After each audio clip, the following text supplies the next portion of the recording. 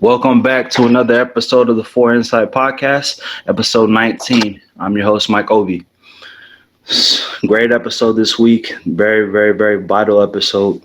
Joining me today is a guy who was pivotal in my development as a young man and just as a person. Was a mentor of mine, was also my powerlifting coach. Got into motivational speaking. He's taught me a whole lot about life, and I wouldn't be where I am without him. Without further ado, big bro, Trey House. Big homie, how you doing? How you doing, brother? How you doing? Can't complain, man. Can't complain. Blessed. All right. So where I want to begin is, like I always do with every guest, is just upbringing. Grew up in Beaumont, Texas. Yes, sir. Small town. Just talk about that. Just what upbringing was like. Look here, man. It's not a small town. It's a small city. Nah, it's a hub city, 73 miles northeast of Houston. From Beaumont, Texas, Palachi, Beaumont, Texas. Palachi, Texas.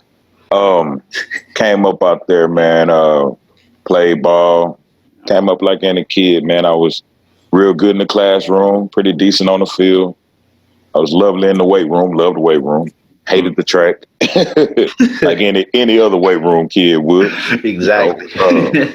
And so, that I didn't know how much that would inspire me later on in life to do other things, as far as in my business life. But, that did carry over.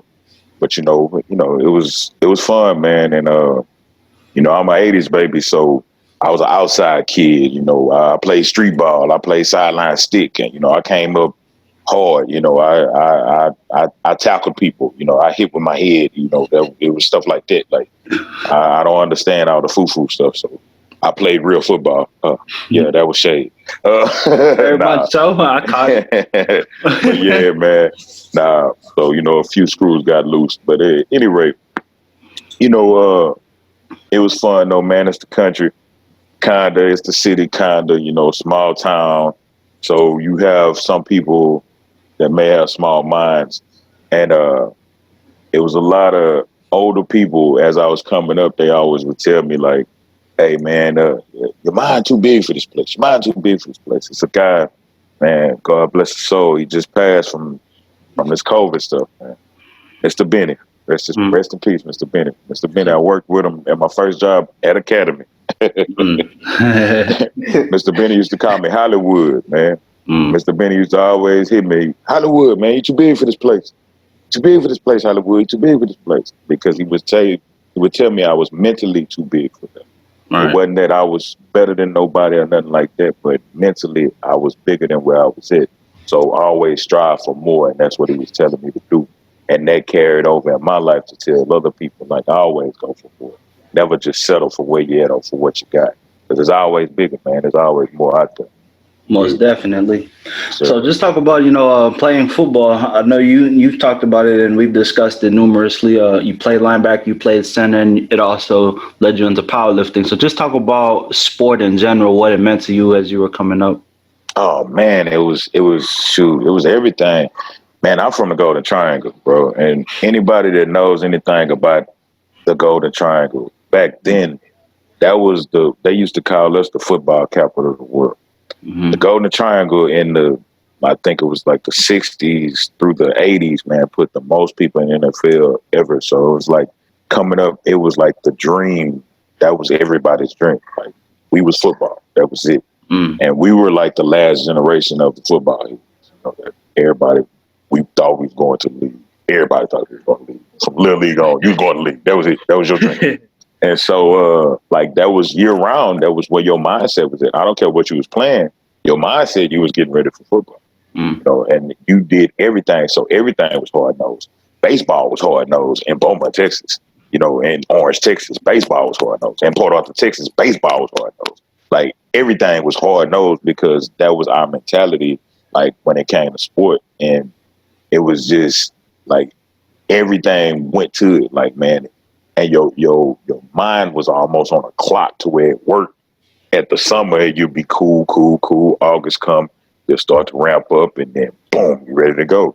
Man. Football season hitting, you ready to go, man. And it was perfect.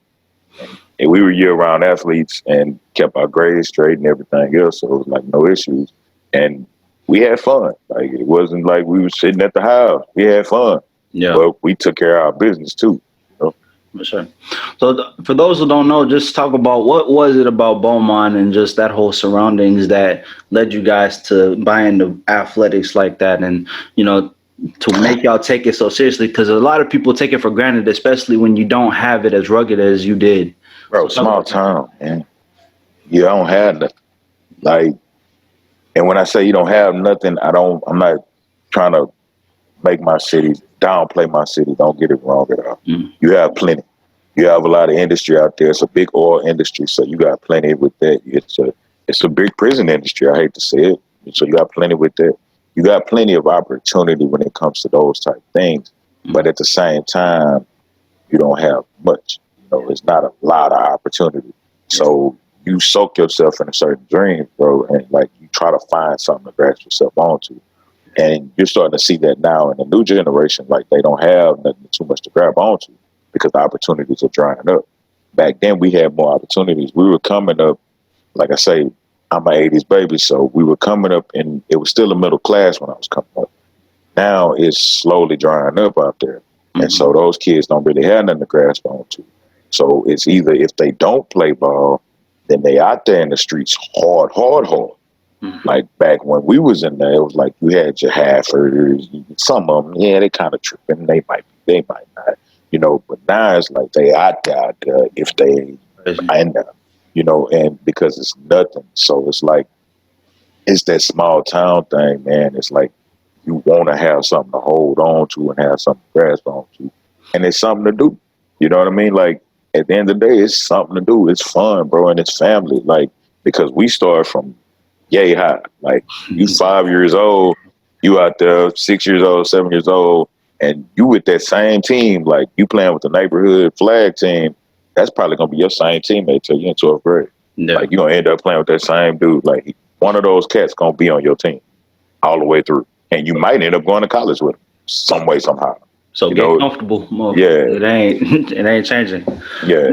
Yeah, no, I can relate because I also grew up in a small town. Now it wasn't as small as Beaumont, but Pearland at the time, was still emerging. It was still brand spanking new. So that means a lot of the people who grew up there at the time didn't have anything. It wasn't new and fresh and vibrant. It was new, and you got to build this from scratch. And so I could speak to just being around people who didn't have a whole lot, or their worldviews weren't as large.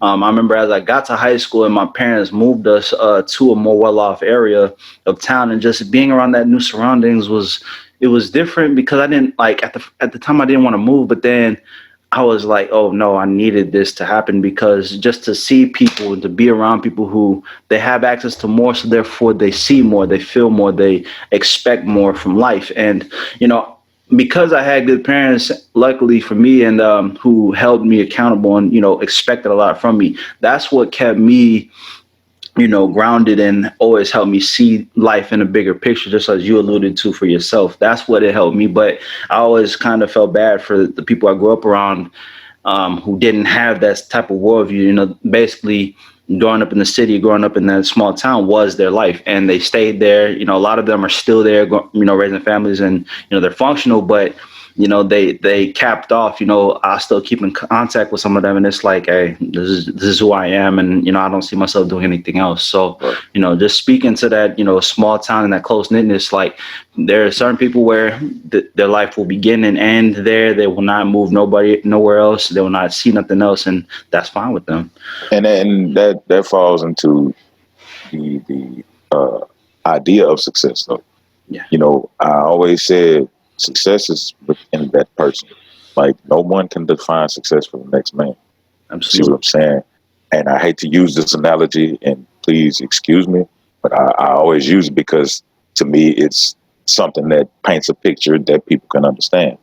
At the end of the day, if a crackhead finds a rock, he achieves success. Yep. Absolutely. Hey, real shit. No, it's the truth. I mean, it's the truth. So when you a person's success is not defined by the next man. So like one cat's like, I might want to move to the biggest place ever and have the most bread ever and whoop whoop.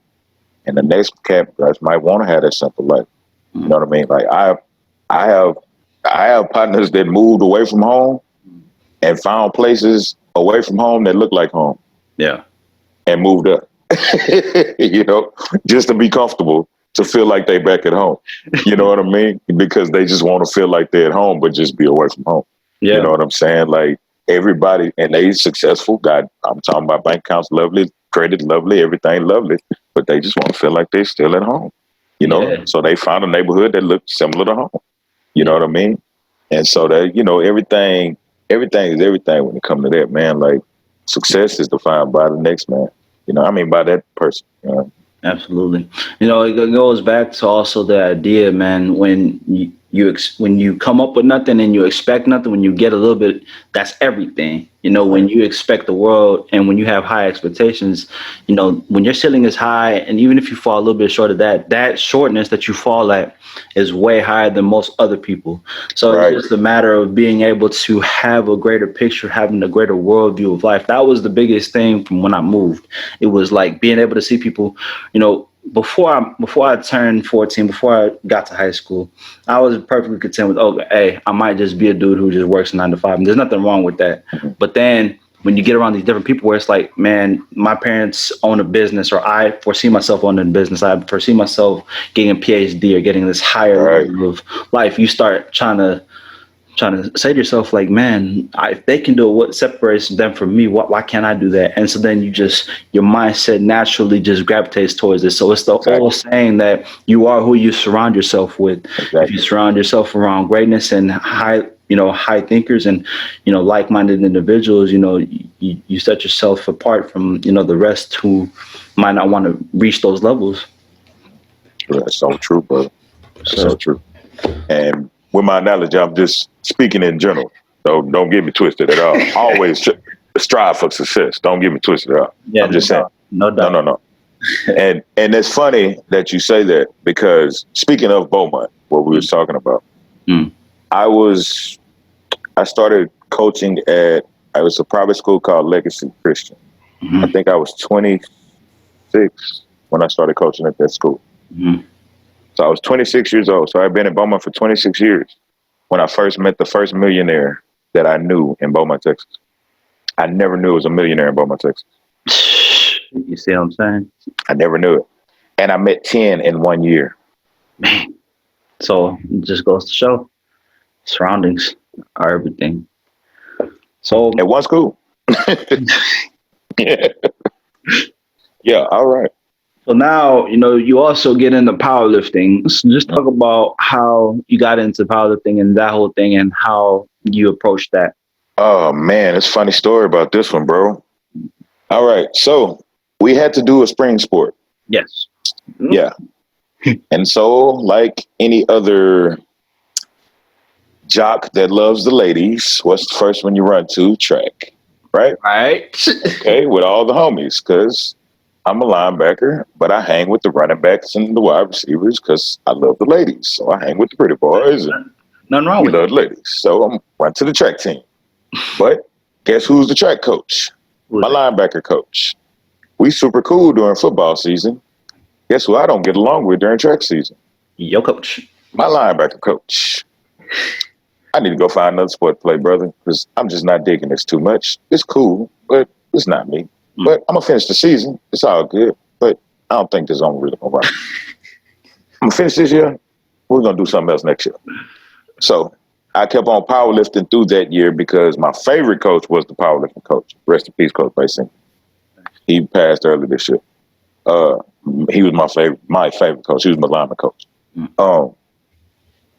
But Coach Basinger was the powerlifting coach, so we powerlifted and we ran the track. So we would go to powerlifting practice till 5 o'clock and then go straight to track practice. So think about that. Yeah, go do some deadlifts. I'm rushing volume training on deadlifts and squats, and then go straight to track practice. How you feel about that? Yeah, thank God I threw discus, so I only had to run 3 days a week. All right. Yeah. Okay. Yeah. I still had some pain though. All right. Any rate, bro. And so carried on, you know, I stuck with powerlifting on through, you know, on all the way through senior year. Yeah. that became my spring sport. I picked up soccer after freshman year. I started playing soccer instead of track. And that was my little spring sport because I got in better shape anyway. And it was cool. I mean, it was fun, you know. So it was something new. I never played soccer in my life. So Yeah, that's what's it was up. something to pick up. No, because I mean, when I got into powerlifting, and we just happened to be at the same gym at that time because you were training at the Fitness Connection, and just everything you were able to teach me. I mean, shoot, you knew what the fuck you were talking about because I placed first in my meet. So just man, that's all Coach Bay, bro. That's all Coach Bay singing. That dude taught me so much, and that wasn't even from what he taught me during powerlifting practice. That stuff he would teach us during football PE, like. Because he would literally come over there while we were lifting, bro, and like literally work with us on little techniques and stuff like how I am with y'all, like hands on, how we'll be in the middle of working out and I'll start correcting y'all techniques. That's how he was while we'd be lifting. And so he was real anal about stuff like that. You know what I mean? And like all those analogies I use, hey, jump them and woo, woo, woo, like how I do with your bench and all those techniques, everything we do, I got all that from Coach Basinger, bro. That's all the stuff that he would do with us to get us right. You know what I mean? And it's worked. It worked. It worked 20 years ago. It's gonna work now. I mean, if it ain't broke, don't fix it. And yes, sir. It's success and it stands the test of time. Yes, sir. 'Cause I remember, when I first started powerlifting, before I met you, my form was all messed up. But appreciate it, man. You just came over. You're like, man, you're doing it all wrong, Mike. Next thing you know, one thing led to another. My bench got fixed. My form was fixed, and I didn't even realize. I mean, it's just bad habits that you accumulate when you're young and you're immature and you think you can lift the world up, and then all of a sudden, you just need a little bit of guidance, and it's just like, hey, slow it down. You're doing too much. Just do it this way. You'll be stronger, and you won't hurt your back like you've been doing. Boy, you strong as an ox. You just had to get it right. I ain't that strong. Oh man, miss me. Boy. I appreciate that, you big dog. I mean, again, I wouldn't have listen, world. He can lift the world. All right. Something like that. Yeah.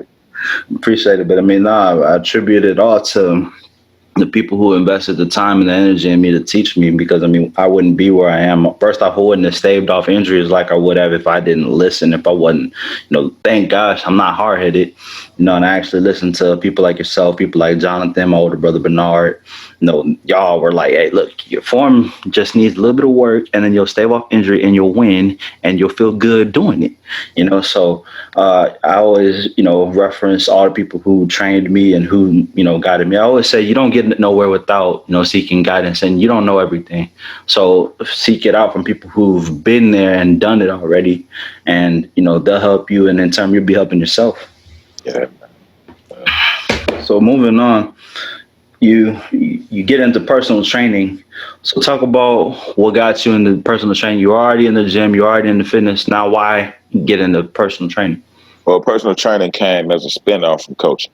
I was in Beaumont, and I went through a divorce. I was bouncing around from teaching jobs, but I don't have a degree in teaching. I was doing paraprofessional teaching jobs, like permanent subs, and teacher assistant and stuff like that. But I was doing like basically security in charter schools is what I was doing, and so and coaching at a private school, and so the teaching jobs kind of slowed down, and it was just the coaching in the private school, and with the coaching in the private school, it was just a stipend, and so I had to, I needed to do something. I got kids, bro. You know what I'm saying? Yeah. And so I was like, I had one of my buddies, Mark, my dog. Yeah, so he was out there training, man. Mark Owens Boxing. Check him out on YouTube. I'm gonna drop a plug. I'm shameless. Drop a plug. Mark Owens Boxing, YouTube, Instagram outlet. I'm gonna set you up on that interview too. You need to check him out. But at any rate, but he was training, and he was like, "Big dog, you got to get on it." Right then, I was still doing music. You know what I mean? And the music was going, but it was kind of like, and I didn't really think I was still feeling it no more. And so I was like, what I'm going to do? You know what I'm saying? I was like, well, let me see. I'll check it out. Let me get that book from you, bro. So he brought the book to my studio. Yeah. And so the book sat in the corner at the studio for a little while. Mm. Ended up picking the book up, ended up doing my certification. So I ended up getting, I think it was 2 of my parents from the football team, Mm-hmm. from one of my middle school football team. And I started training and then picked up a few more clients and picked up a few more clients. I was training at one of the YMCAs in Beaumont, where it used to be a YMCA, but it was just like a little gym. Then they just had the gym open. And we kind of took over it and started training out of it. And so I had me a little client load running, you know what I mean? And got my little groove going. And that's when Hopfit was born, you know what I mean? And I would never tell anybody what it meant. You know what I mean? Everybody, what's Hopfit? Hopfit. I can't tell you. If I tell you, I gotta kill you. You gotta earn to learn. Gotta earn to learn. Gotta earn to learn. Like that. You know what I mean? And you truly do have to earn to learn what it means, because it's a house of pain. You know what I mean? You feel it. Yep. Period, point blank. And so, but it would run people away if I told them. That's what I would think. Yeah. And so we was, but back then I didn't have no gear. I used to wear the Dallas House of Pain powerlifting gear. Yeah. I used to wear those T-shirts all the time. And so we started it then, and then that's when my pops he was real sick. He had a stroke. So I moved back in with them, started helping my mom take care of him. And I started, the Y was actually around the corner from them. So driving around, training over there, driving back, helping out. It was cool. And so I had a baby on the way, my youngest daughter. And she was in Houston. And so it was like decision time. Right. What you gonna do? Pops was getting real bad. He was on his way to go. Baby was on the way. Business is okay. Bigger market in Houston. Culture and opportunities in Houston. What am I gonna do? What am I gonna do? What am I gonna do? You gotta go. I need to get out of here. Mom's was like, Pop's gonna be okay. Go ahead and go. I left. Pops passed a couple of weeks after I left. I'm in Houston. Didn't initially start training. I started working at Vitamin Shop first. You know what I mean? Just to get started doing something. And then Schlumberger called. I started working in the oil industry. Mm-hmm. And it totally threw me off. How so? For 3 years, I didn't train. But everybody at my job kept me on the training note, because they walked up to me like, bro, you work out. Bro, what you take? Bro, what you do? Bro, can I work out with you? Bro, do. So before you know it, I'm in the gym every night with half my dang on shift training them. Just happened naturally. Basically, I got it going. You know what I'm saying? Right there, boom. And I'm not charging them. I'm just working out with them, but I'm showing them everything. So it kind of is keeping my mind fresh, but I'm just not, I don't have the business going, because there's no need right now. I'm in the oil industry. And so the layoffs came or whatever through, you know, at the end of the crash or whatever. And so I needed something to do. You know what I mean? So boom, started putting in resumes, boom. Fitness Connection call. Like, this was 7 days after I got laid off. And so went to Fitness Connection, and boom, that's when I ended up there. And I started selling memberships. I sold memberships for a couple of months and then started training. And that's when I ended up meeting all y'all guys. And I worked for them for a couple of months, and you saw how that went. Yeah, okay. I was good. I gave them a lot of money, and I needed to get my own.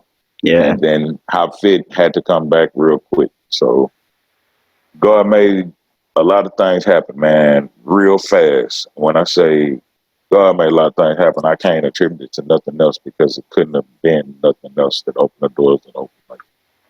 Like once Fitness Connection door closed, it was like doors did this. And before you know it, I had my own gym, my own area, everything to do right now. And a client load with it.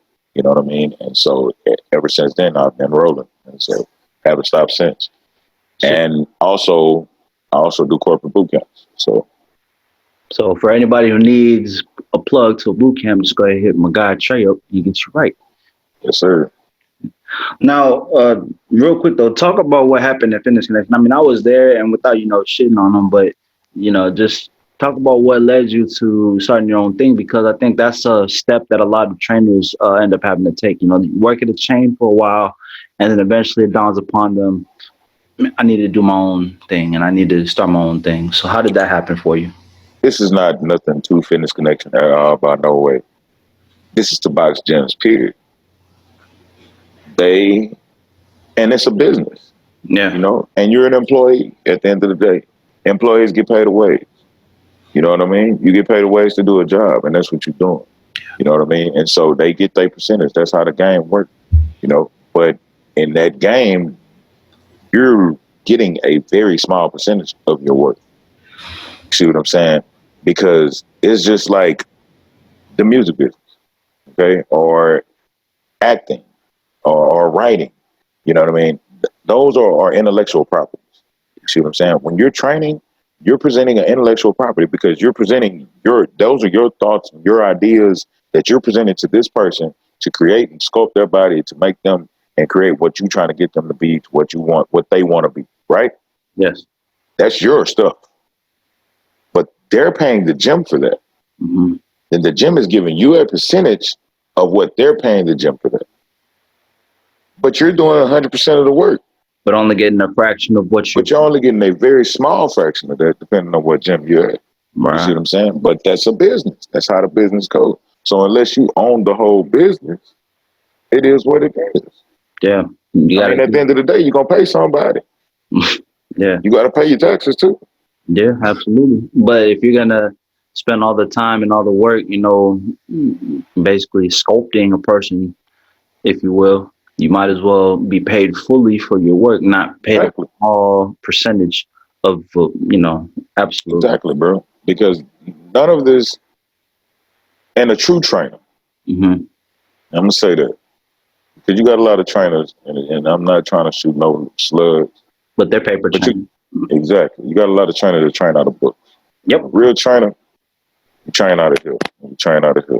Exactly. You train out of here and train out of here, you deserve what you work, man. Absolutely. Because that ain't out no book. If you train out that book, then yeah, pay them what that book costs. For sure. You know And in the end, your worth will be understood and it'll be seen, because those are the people who literally can sustain a clientele. The people who train out the book, everybody sees them. Everybody knows who they are. They know who they are. They can't ever keep nobody. Exactly. Because you're teaching them based off of technicality. But, like you said, there's some that's inside somebody, both, inside their hearts and inside their minds, where they know whether they're putting in work or not. They know what they're doing. They know if what they're doing is working. And Sure. People who actually take time to invest in a client as a person and understand, look, I got to develop you not only physically, but also mentally. I have to make sure that I look out for you in your best, in your well-being as a whole, not just your body. Because Right. I'm just, in the end, all I'm doing is telling you to do motions, but it goes bigger than that. You have to apply everything. You have to apply everything I teach you. And it's not just in the gym, but it's in life. It's in the way you carry yourself. Literally, personal trainers are mentors. The best ones are people who are life coaches. It carries over, man. It's supposed to. For sure. Exactly. So you grew up in Beaumont, you're powerlifting, then you switch over to training, all these things. And finally you get the ball rolling, and then November 2018. Yeah. Pow. Boom. Come on with it. Sets in. So you basically, things start to happen. Just talk about it. Man. November 18th. So, how did this start? Man. All right, so I had a issue with anemia. That's Mm-hmm. how it initially started. And I went to the hospital for that, and I had to get a blood transfusion. Mm-hmm. And blood transfusion, had some issues with that. Right, that started a line of situations, man. That was like, it was crazy, bro. Like, I can't even explain it, to the fact to where, like, it was so many different little situations. It was every time I would get out the hospital, I had to go back for a different thing. I was in and out of the hospital 5 times for 5 different things in 5 weeks. I would get out. I would go in for like 3, 4 days. I would get out for 2 or 3 days, and I would go back for something else. And it was different things, like it was anemia, and then it was I had and I'm sorry, my memory is kind of bothered because of that. I had anemia, and then I had peritonitis one time, which is I had to go in and I came back out. And then it was one other thing I can't quite recall right now. And then the very last, I can't recall the second and third one. I mean, third and fourth one. But the very last time I went, I most definitely can recall that. I was sitting on the side of my tub, putting on some shorts, and my right foot started doing this by itself. And that's what. I'm sorry. I know why I went the last 2 times. I kept having these migraines, man. These migraines I couldn't control, and I couldn't do nothing about them. I didn't know what was going on, and I take blood pressure medicine and all that stuff. My blood pressure was sky high, and so I would go in and Mr. House, we don't know what's going on, and they gave me these shots in my head, and it was all kind of crazy stuff. But that's what those other times were. It was always that. So it was the peritonitis, the blood transfusion. Then the other times was like migraine stuff. Then this last time was this. But anyway, my foot was doing this, right? And so I called my wife in the room. I'm like, man, my foot's doing this by itself. She's like, okay, we got to go to the doctor. So we go to the emergency room. And so they CAT scan me, bro. And I have a mass on my brain of blood. And my brain's moved over, I think it was 6 millimeters. My brain was moved over. Off the center. I had an aneurysm. And so they're like, we got to do emergency surgery. So they put me on the surgery list. We got to do everything 24 hours, blah, blah, blah, blah. I'm not grasping what's going on. Now, no, my speech is different. I sound totally, like, you how deep my voice is. But I sound like this when I'm talking. And I'm stuttering when I talk. Like, I almost sound like Mike Tyson with a hard stutter, but higher. Like, not to be funny, but seriously. You know what I'm saying? Like, I can laugh about it now, but serious business. My voice was stuck that way. And I didn't know, but it was affecting my brain and that hard, and it had set in. Like, whatever was going on, it set in. Like, whenever that had triggered everything else to go. And so the stutter started and all this stuff. And so, like, they get everything set, and people are coming I'm in the critical condition room, whatever. People coming up there, and I'm having conversations with folks, and they're wondering, like, how are you talking? But I'm having I'm talking about football. I'm talking about life. I'm chilling. They come in there want to pray and feel sorry for. I'm like, what's wrong with you? I'm good. I mean, we could pray. That's cool. But what's up? What's wrong? Right. You know what I mean? Like, we good. I'm good. You know what I mean? And I love my wife to death, bro, because it's funny because she makes fun of my partners. What is this? This rated PG-13? How gangster is this show? No comment. How raw y'all get? Huh? As raw as you want. Okay, as raw as it's funny. My wife, she's calling my partners, man. Yeah. And they breaking down on the phone. And she like, bro, I have never seen so many gangster mother boops acting like some little boops in my life. He okay. He gonna be all right. This Trey we talking about. But she was exhibiting a spirit that day, bro, like that held me down so hard. Yeah. I ain't had no choice but to be like, oh, everything cool. I never grasped what was going on. And so I go into the surgery. They tell my moms and them it's going to be 6 hours. Apparently, I was back in the room in like 45 minutes. Dang. I don't even know nothing was going on. The doctor said when he cracked my skull, the blood jumped out. He also said the blood was 3 weeks old. So the blood had been on my brain for 3 weeks. And I had been having them headaches for 3 weeks. Right before that, I had to stop boot camps 2 weeks previous to that because I started having these blood clots in my eyes and I started feeling real weird, like I had vertigo.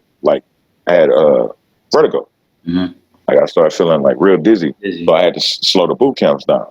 You know what I'm saying? Like I had to stay at the house for a little while. And so I didn't know what was going on. Come to find out, this is what was happening.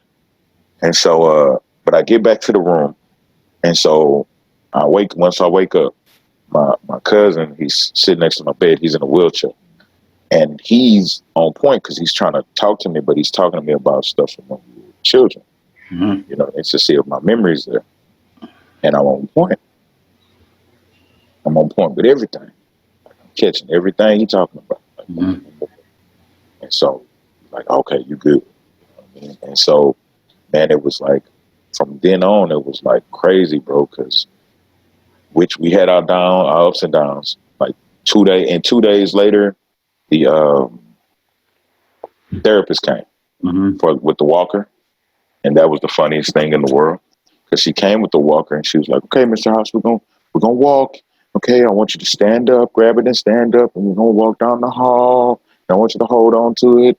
Okay." I said, "I want to take a couple of steps without it." Okay. She was like, "Okay, whenever you need it, I want you to grab it. All right, I'm gonna hold on to it." Okay. I was like, "All right." That lady held on to that thing all the way down that thing on her. You see what I'm saying? And I wouldn't have it, bro, because I was determined. You know what I'm saying? To keep going. Yeah. And then I came home, man, and I was straight. And then I caught a dang on. I became septic. I had because I had right after that I had a seizure, and so they did a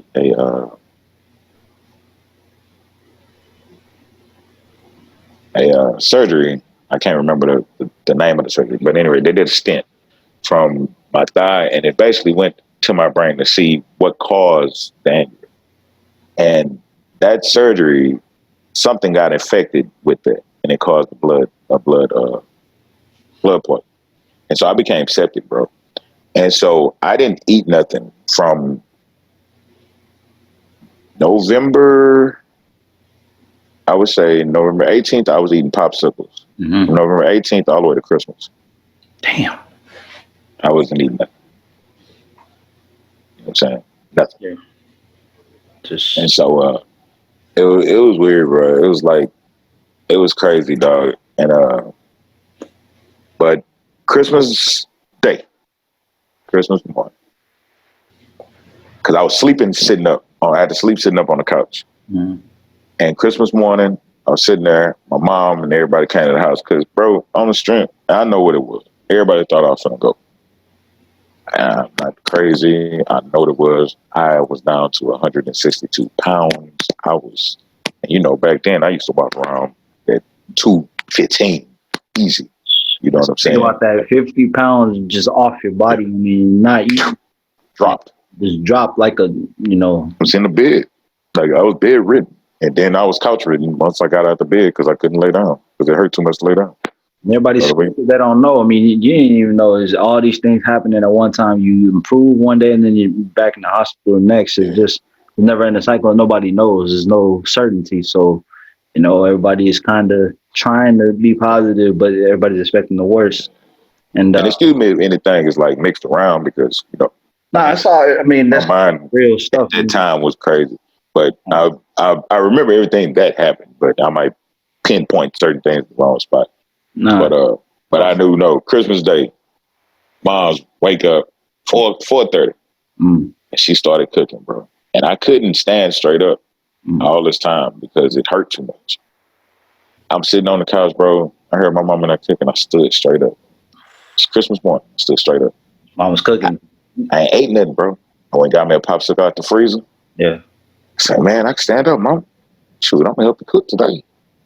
So I started cooking. I started tasting that food, bro.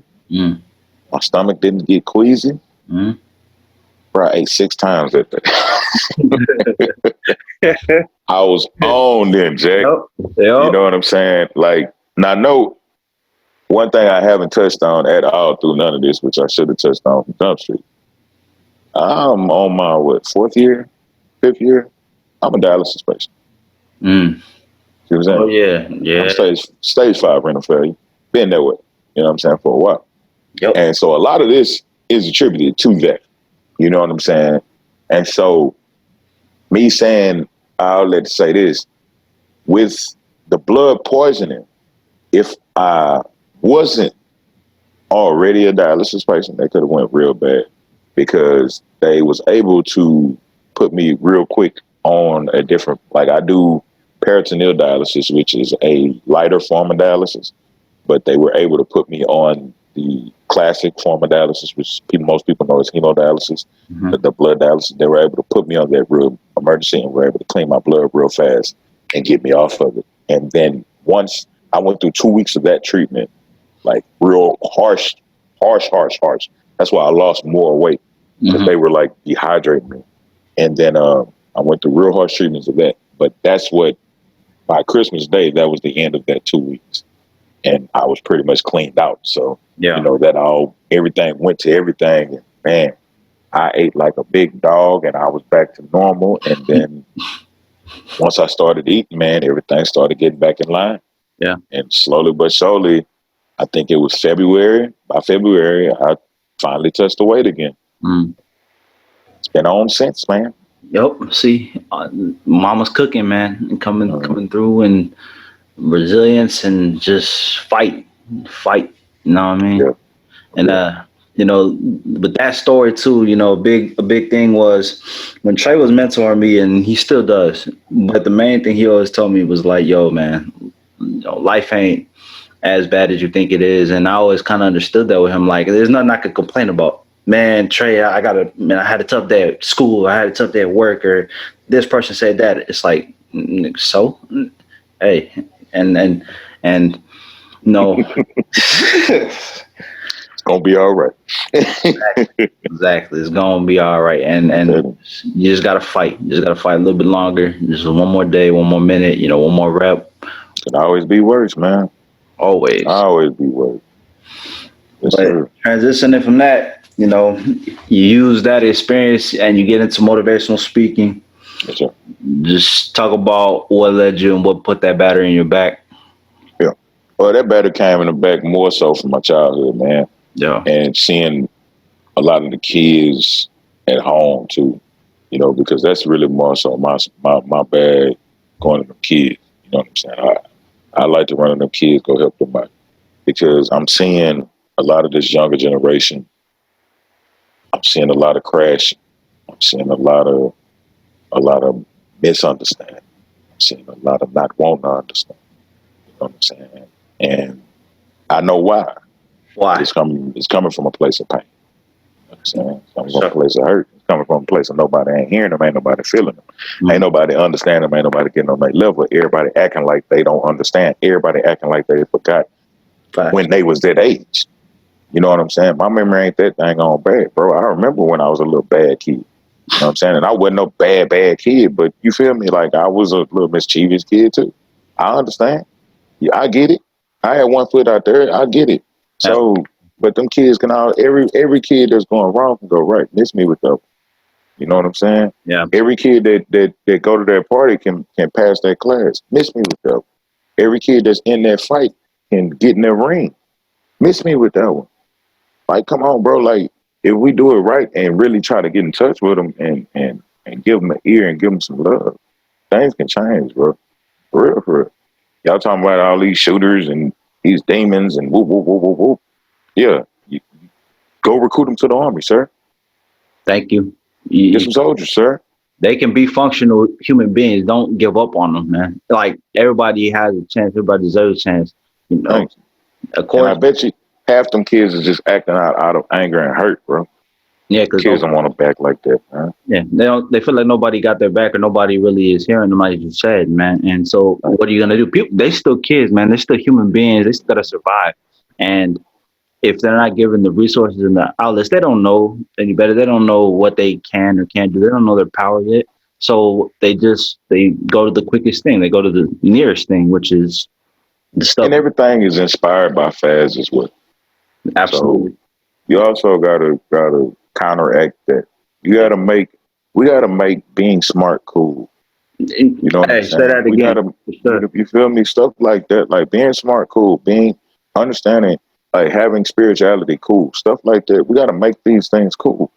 Those things were never cool to people. Like from my childhood, those things stopped being cool. Do you know what cool was in the 70s? Putting on a suit. Mm-hmm. That was cool. That's square now. Absolutely. I mean, it's starting to be cool again, but you know, in my days, that was square putting on a suit. But it's starting to be cool again. But you feel me? But that was the cool thing to do. But I'm just saying the perspective of cool. Let's make those things that should be cool. Let's make getting money cool. Like I cut for the cat. What's the boy? Money Man. I like that dude. Why? Because he makes getting money cool. He makes the stock market cool. He makes crypto cool. He makes it cool. I like that. You know what I'm saying? He'll have a whole generation of kids investing in cryptocurrency and make a whole generation of black millionaires that would have never existed. And make a whole generation of white millionaires that never existed. Because these kids that were never paying attention to it are paying attention to it. You see what I'm saying? All And it he's takes helping is the one. world. Exactly. All But it takes- we gotta change the paradigm, man. Yeah. You know what I'm saying? Big. Like it is what it is. We gotta fix the NWA effect. Absolutely. Yeah. Hey, for sure. I love it. I was affected by it too. It is what it is. I luckily was able to, like I said, I was able to stray away. But the thing was, I was surrounded by people who weren't, who I was surrounded by people who didn't have the resources, didn't have the outlets to stay away from it. And I always kind of felt bad. So now it's like, okay, you feel bad, what you going to do about it? Okay, Right. Educate them, talk to them. And that's the thing. People undervalue just the power of words and the power of knowledge and the power of having mentors. Luckily, I learned that lesson early in life, and it helped me. Now it's like, okay, bring people on here who can speak to them and who can speak the language and who look like them. Whomever them is, it can be anybody. It's not a color thing. It's not an enemy thing. It's everybody deserves a chance to have a good life and understand things. And a lot of times people don't make it because they don't know they can or they don't see that they can. But when they see others like them, it's like, oh wait, I can do this too. Oh wait, he can do it. Maybe I should try it too. Certified, man. That's totally true, brother. Yeah. Now another part of your motivational speaking is your outspokenness, getting real. What's going on in the world. Another near Beaumont is Port Arthur, Texas, and you grow up around a guy named Steven Jackson and another guy named George Floyd. Talk about that and just before. Go ahead, bro. I'm sorry. Go ahead. That's all good. Just I knew I was around you, and I saw how you posted, and I saw your activism, and I saw you speak up on it. And I just want you to just talk about what that meant to you and what Stack has meant to you and everybody from that area. I mean, I'm gonna start with Stack real quick. Stack is inspiration to all of us. You know what I'm saying? Shout out to Stack because he was one of them cats, like you say, when you see somebody make it, you know that you can do something. And Stack was that for our generation. He was the one that made it for us. He was the one that we saw go. We saw Stack make it. So it was like, oh, we could do something. You know what I'm saying? And Stack wasn't a cat that left and we never seen him. He left and we always saw him. So like he always came home. So it was like, you know what I'm saying? It was what it was. Same thing like with the rec shop guys. We always saw them. They were always home. But I digress. With the situation before George Floyd, brother, there was Mike Mitch. I'm from Beaumont, Texas. You know what I'm saying? So when it comes to those issues, being from not just Beaumont, Texas, I'm from Southeast Texas. And if you do your history on Southeast Texas, it's probably one of the most racist areas in the United States of America. Absolutely. And next to Milwaukee, it might be one of the most segregated areas Absolutely. in the United States. Uh, so I grew up facing a lot of things, seeing a lot of things, being around a lot of things. But I had a real close friend of mine, man, that was that lost his life some years ago Mm-hmm. at the hands of some civil servants, you know, and and the case was never explored, and nobody marched. The news did a good hit job, you know, like they do, you know, Facts. and you know everything that they try to do now. See, back then it worked, you know, because we didn't have the social media and all that back then. So back then it worked, and so I seen it work, you know, I seen it work good, and so that was personal to me. And so, and again, being from that place, I've had my own situations to where, you know, I had my own run-ins with those civil servants because I classify them into two different categories. You know what I mean? You have cops, because I have family that are cops. Mm-hmm. That are servants of the people, you know, that do protect and serve. And I appreciate them and I love them to death and I thank them. I have friends that are cops, you know what I mean? That I graduated high school, you know what I mean? And it's cool. I appreciate it. And then you got those guys that get on the force for the wrong reason. Those that are pigs. And I'm gonna call it what it is. You know what I'm saying? I've had my run-ins with those guys. Those are the guys I feel like they killed my friend. Those are the guys that killed Mr. Floyd. Those are the guys that I feel like killed Miss Taylor. Those are the guys that killed a few other people. And I'll say what I say, and it is what it is. You know what I mean? And you know, I'm not. I don't want to go in all that.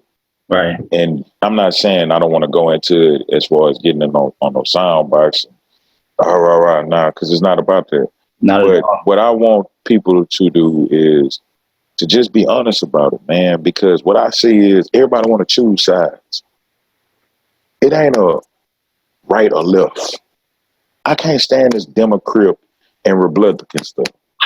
It gets on my last nerve. And it's about right and wrong, bro.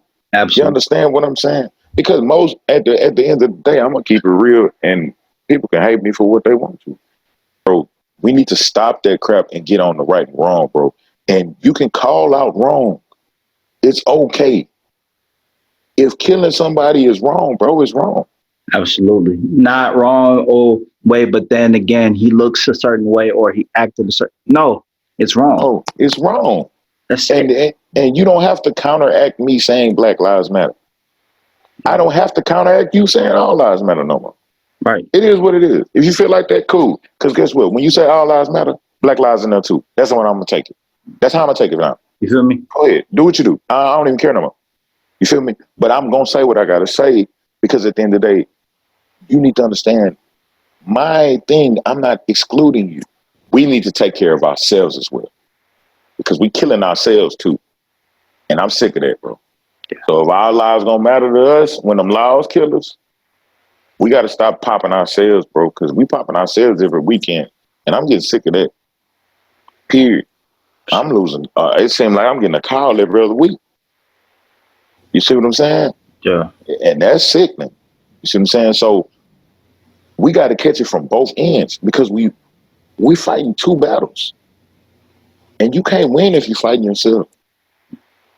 You see what I'm saying? So, like, just all in all, brother, like, just our mind state, we're in a self-destruct mode. At the same time, you fighting against the outside force. It's not going to work, and we got to fix this. You know Yeah. what I'm saying? So, whatever we have to do as a culture, as a people, mentally, spiritually, whatever we've got to do to change our paradigm, we need to do it. And people always saying we need leaders to arise. We got leaders. We just need to lead. And leadership starts within ourselves, bro. You know what I'm saying? You can lead you. You can lead the next man. You can lead me. Just right now, we leading each other. It can be something, a jewel I'm dropping on you, or jewel you dropping on me, that's leading you to something, or you leading me to something. You know what I'm saying? Like, but we got to fix this, period, point blank. So before we can really just, get the trip in and going live on everybody, let's get it fixed and let's go forward with it. You know what I'm saying? But I mean, I know I went on a whole nother rail with it from what you was asking me, because I got a lot of emotions about it, dog. No, it's And real. I got a lot of different feelings about it. And like I say, being from where I'm from, man, I'm from down the street from where they drag James Bird, homie. So, like I remember that. Yeah. I came home from school today. So yeah. No, again, reiterating the point is that look, these emotions, they don't just go away. You can't just tell people, "Oh, sorry, this just happened." Like, no, it's gonna be there, and we have to deal with it. We can't just keep, oh, yep, another one, another one. Like, this isn't something that people should just be getting accustomed to, and this should Exactly. become normal, right? It should become normal for you know people just to see death like all around them and unnecessary death. Life is what it is. People get in accidents, people get killed. It is what it is. But to become the norm of, oh, I can take your life and not have no consequences, like where does that happen? It's ridiculous. Anywhere else? It's ridiculous. It's out of control. And the pain, and the anger, it's it's sickening, man, and it needs to change. And something has to give, and we have to keep having the conversations. We have to keep, bringing light to the fact, because the more we shun it away, the more we're allowing it to get out of hand, and the more, whoever we is, we as just people. It's not just me and you. It's not just black people. It's not just white. This isn't a black and white. Everybody. Nobody is an enemy. It's good versus evil. It's everybody who has love for everybody, as Stack says, against racism and against, brutality and things that are wrong. It's about fighting for what is right. And, we're all just trying to make do with what we can in this world. Right. I'm telling you, bro. That's it. It's all about right and wrong. All right. On a lighter note, though, despite everything that has gone on, you recover and you're still trucking along, you're still going forward, and you get into this project with our brother Max Wolf, shout out Max, and you guys develop Eliteform Nutrition, a supplement brand. Yes, sir. So just talk about what got you into that project, and Oh man, Eliteform, man. Old Maxo, man, that's my little brother. Me and Max been kicking it. So Max came with the idea, hey brother, let's go ahead and run with the supplements. You know what I mean? Because we've been talking about it for years, Yeah. And we finally came with it. Let's go with it. Let's go with it. Because Max basically is like a little project of mine. You know what I mean? Like, I've been training Max. Shoot, when did I meet y'all? 2015. Yeah, so that's been 5 years, bro. So I've been training Max for 5 years on and on. And so, but we always tinker with his supplements and trying this out, trying that out. And so, with the we always talk about everything. I like to discuss everything with y'all and explain everything in depth and whoop. And so, of course, Max, once I started talking, he starts going to learn. He wants to know. He wants to know. He wants to know. And so, before you know it, I created a little me. And so he would call me, hey, bro, I figured out how to make this. I figured out how to put this together. And so he came up with the pre-workout form. He was like, I've been mixing this, and it feels real good. I think I'm going to try it out in a formula. And so he tried the samples. And once he came up with it, man, and when I tell you that's the best pre-workout ever, oh, my God. And I'll try that shift from Eliteform Nutrition, man. Yeah. Boy, pick that up at Eliteform Nutrition. Don't get it. And so we ran with it, man. And then we needed another supplement, and so of course came to Burn. And of course, Burn is a compilation of a formula from old Trey House dungeon that I used to put everybody on to burn fat. And what Max did was put it all in one pill. Yeah. Took all this little combination. It was a little tackle box I used to put people on. And he was like, oh, bro, let's figure it out. Put it in one thing. Boom. Yep. So there goes burn. Get you some burn. Lifestyle pill as well. Keep Absolutely. you going. No. And so, man, it's been rolling ever since, man. And I'm telling you, when I tell you it's really good stuff, you can catch it on Amazon. You can catch it at Eliteform Nutrition. And quality stuff is all sourced in the United States of America, in Texas. You know what I'm saying? Everything is local. Everything is good. So, I mean, it's good quality stuff. Clean, too. Oh, yes, sir. Very clean. Very clean. Very good feeling. No crashing, nothing like that. None of jitters, none of that crap. For sure, man. That's what's up. And closing out, man, you know, all that you've gone through, all the quotes, all the gems that you've passed down, give us one final gem, one final nugget of wisdom to just the next generation, the young people that you see out there in Port Arthur or in Beaumont, wherever, and also the young people trying to get into personal training. Young people might be going through stuff in life and, you know, might not have the answers yet. What's your final nugget of wisdom to them? You're bigger than where you at. Never stop. Never quit. Never listen to bullshit. And always finish strong. And I'm gone. And that's beautifully done. That's a wrap. 4 Insight Podcast, episode 19. Real one, but a gem nonetheless. Want to appreciate my big bro, Trey House, for coming on. Trey, thank you, bro. Appreciate you. Thank you for having me, bro. You can catch this episode on YouTube, Spotify, all platforms streaming podcasts. Thank y'all.